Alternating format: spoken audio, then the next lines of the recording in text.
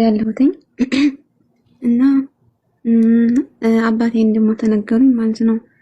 ከሰማሁ 3 ወር ምናምን ሆኖኛል። እና ያው ከሞተ ቆይቷል። በእርግጥ ግን ከሰማሁ 3 ወር እንደዛ ሆኖኛል እና አምኜ መቀበል አልቻልኩም። ማለት በቃ በምንም ሊወጣልኝ አልቻለም ምናምን ማለት ምንድነው መቀበል ያልቻልኩ? የሞተ አይመስለኝም ነው አይመስለኝም። በቃ ልቤም ቢያለኝ አላምን አለ ባለቅስ ምንም ብል በቃ ሁሉ ጊዜ እንደሱ ዱዓ ማድረግ እንኳን ሐታ አላህ ይርሐመው ወይም ለጀነት ይበለው ማለት እፈራለሁ። እውነት ራሴ የገደልኩት ያህል ይሰማኛል። ለሱ የሆነ ሰደቃ ምንም ማድረግ አልቻልኩም። ከበደኝ። በቃ ባጭሩ መቀበላቸው። ይኸውልሽ የነገረሽ ቤተሰብ ነው? አዎ ቤተሰብ። እሺ ነብይን ምን ያህል ትወጃቸዋለሽ? ሰለላሁ ዐለይሂ ወሰለም ራሴ በላይ አሉ በህይወት? አይ የሉም። ታዲያ የእሳቸውን እንዴት ተቀበልሽ? ከራስሽ በላይ የምትወጃቸው ከሆነ የእሳቸውን እንዴት ተቀበልሽ? አየሽ፣ እንደዚህ ነው የሚወሰደው ማለት ነው። አላህ ለእያንዳንዷ ነፍስ የወሰነላት ጊዜ አለ።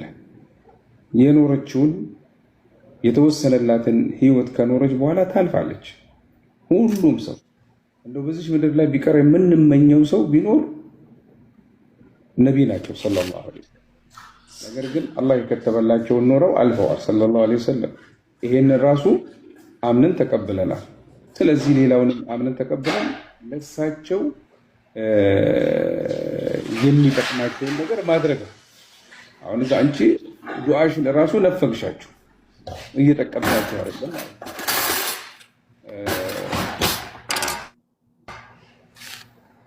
ዱዓሽን ራሱ ነፈግሻቸው ማለት ነው። ባረከላሁ ፊክ። ይሄ መሆን የለበትም። አንቺ እሳቸውን መጥቀም ነው ያለብሽ። ነቢያችን ሰለላሁ ዐለይሂ ወሰለም ምን አሉ? ኢዛ ማተ ኢብኑ አደም እንቀጠዐ ዐመሉ ኢላ ሚን ሰላስ። አንድ ሰው ከሞተ ስራው ሁሉ ይቋረጥበታል ከሶስት ነገር በስተቀር አሉ። ከነዚህ ከሶስቱ መካከል አሉ መልካም ልጅ ኖሮት ዱዓ የሚያደርግለት አሉ።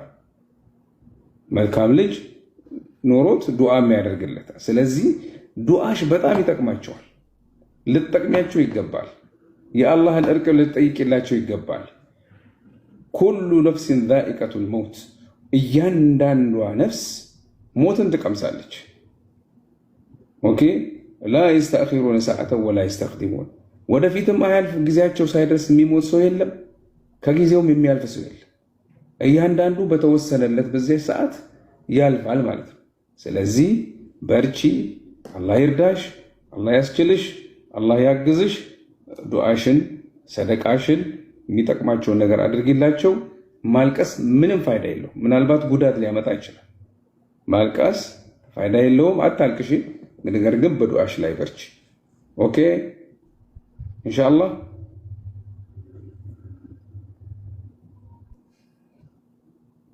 እሺ ይሰማሻል? ይሰማሽ ነው? ወርዳለች እህታችን። እንግዲህ ከብዷታል። ዱዓ አድርጉላት። አላህ ተባቱን ይስጣት፣ አላህ ጽናቱን ይስጣት፣ አላህ ያስችላት፣ አላህ ሱብሓነሁ ወተዓላ ይለፋት። የሆነ ጥያቄ አለኝ። 3 ጥያቄ አለኝ። እስቲ ከ3ቱ 2 በጣም የሚያስፈራ ነው ልጠይቃችሁ። ሁለት ጥያቄ።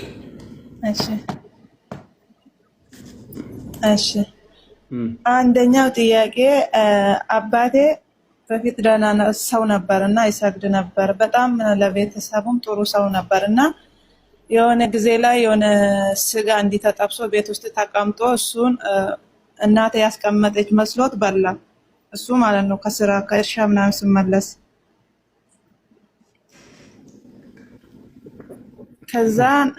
ከዛን ጊዜ ጀምሮ እኛንም አያውቀንም። አንዳንዴ ይረሳናል። ማናችሁ ብሎ ይጠይቀናል። እናቴንም እሷን ካልፈታው መኖር አልችልም ምናምን ብሎ እሷንም ፈታትና ይጠጣል። መጠጥ አሁን ማለት ነው አይሰግድም፣ መጠጥ ይጠጣል። ቤተሰቡን አያውቅም። አሁን እኛንም አያውቀንም። አንዳንዴ ያስታውሳል፣ አንዳንዴ ይረሳል። ብቻ እናቴን ፈቷታል አሁን እና 5 ዓመት እንደዚህ ሆኖታል። እኔ ያኔ ትንሽ ነበርኩና ምንም አላውቅም። አሁን ላይ ውጭ ሀገር ነው ያለሁት።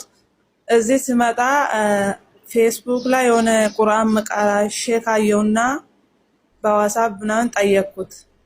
ስጠይቀው መጀመሪያ 9500 ክፈይና አይልሻለሁ አለኝ።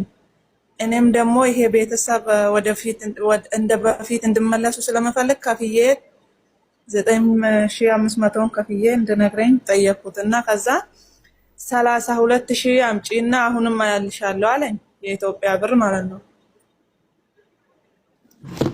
እሺ ከዛን ፈራ።